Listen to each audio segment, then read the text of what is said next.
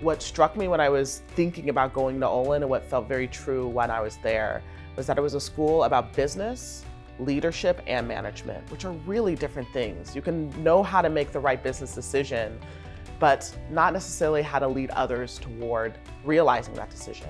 And what I really valued were the number of classes that I took at Olin and the balance that I had at Olin that really wasn't just about, do you know how to make good business sense, but really, do you know how to lead?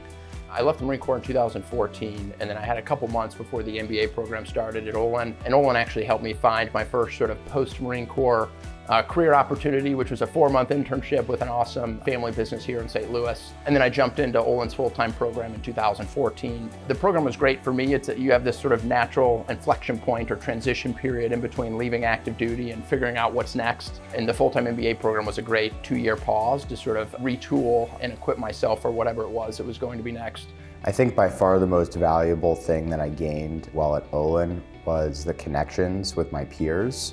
We were introduced to our investor and partner through a connection through one of my courses. I also met my co-founder at WashU, and we saw that these recovery residences or sober living homes were extremely effective for helping people recover from substance use disorder.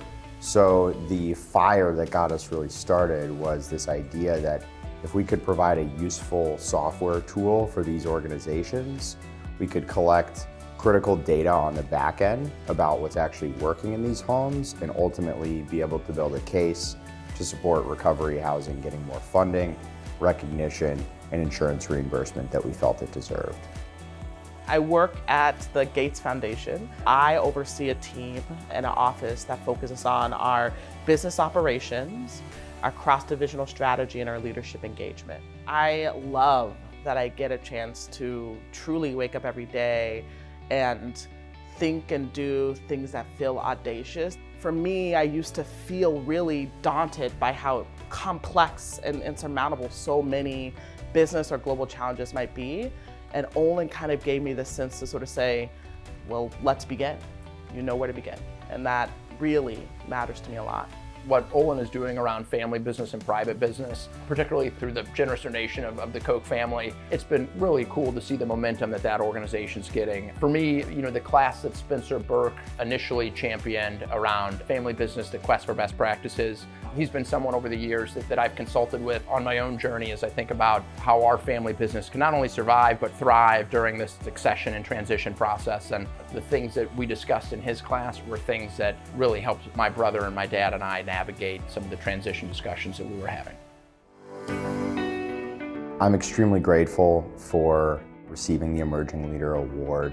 I've been blessed for my whole life, and I'm just happy that I'm in a position to receive the award, and I feel a great sense of responsibility to continue to focus on making Sobriety Hub software a venture that is both financially successful and a benefit to society, and particularly addiction recovery.